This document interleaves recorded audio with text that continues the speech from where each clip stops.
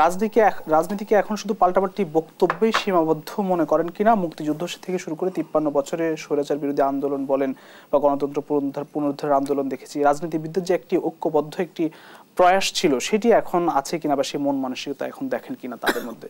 ধন্যবাদ। দুটি দলের বিবেচনা। তার আগে দুই সভা আলোচক এবং আওয়ামী লীগ ও বিএনপির দুই গুরুত্বপূর্ণ নেতা যে কথা বললেন, তাদের কথা থেকে বেরিয়ে আসলো যে কেউ কথা রাখেনি।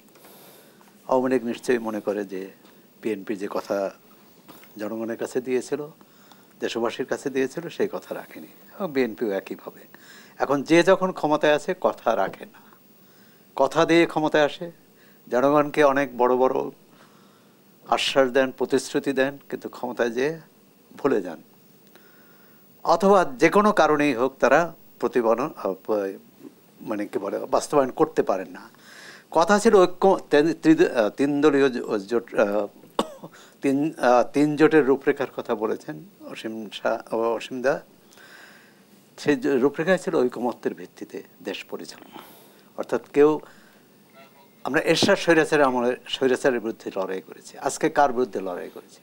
যদি আমরা মনে করি যে দেশ গণতান্ত্রিকভাবে পরিচালিত হচ্ছে, তাহলে গণতান্ত্রিকভাবে পরিচালিত হবে। আর আমার জানা নেই যে পৃথিবীর আর কোনো দেশে এরকম রাজনীতিকদের অসুস্থতা নিয়ে রাজনীতি হয়। মানে রাজনীতিকের অসুস্থতা নিয়ে রাজনীতিই তো অসুস্থতা, মানে অসুস্থ রাজনীতির প্রতিফলন। আগে হয়ে থাকলে সেটাও, এখন হলেও, ভবিষ্যতে হলেও। এর সমাধান কি? বেগম জিয়ার, বিএনপি নেত্রীর, তার চিকিৎসা। এখন বিএনপি নেতারা বলেছেন, চিকিৎসকরা বলেছেন যে তার চিকিৎসা বাইরে হওয়া প্রয়োজন। আমি বুঝি না যে পরপর চারবার ক্ষমতায় আসা আওয়ামী লীগের যে একজন বিরোধী দলীয় নেত্রীকে, যিনি দুইবার যে আওয়ামী লীগ যে তিনবার নাও বলে দুবার প্রধানমন্ত্রী হয়েছিলেন, তাকে বাইরে যেতে দিলে কি দেশের কি ক্ষতি হবে? তিনি কি বিদেশে যে আন্দোলন করবেন? আরেকটি বিষয়, হ্যাঁ, এটি চিকিৎসার বিষয়টি রাজনীতিতে আনা উচিত না। তাহলে হতে পারে যে হ্যাঁ, দেশের শীর্ষস্থানীয় 10 জন চিকিৎসক,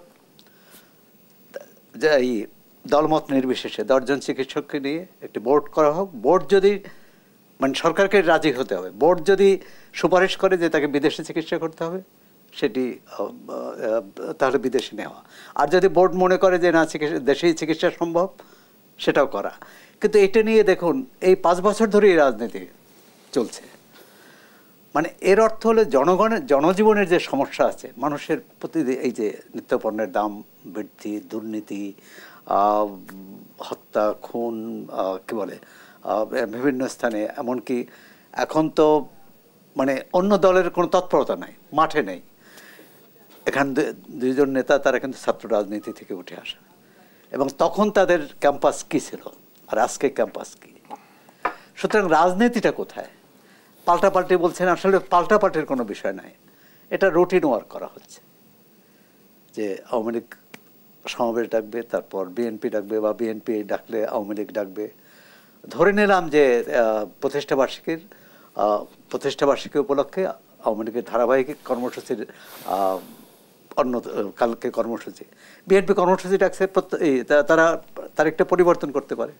এমনকি বিএনপিও পরিবর্তন করে। মানে পারস্পরিক সহিষ্ণুতা একজনকে, মানে এক ধরনের একটা কর্ম সম্পর্ক থাকা দরকার। আর কর্ম সম্পর্কের একটা বড় সূত্র হতে পারতো একসঙ্গে নির্বাচন।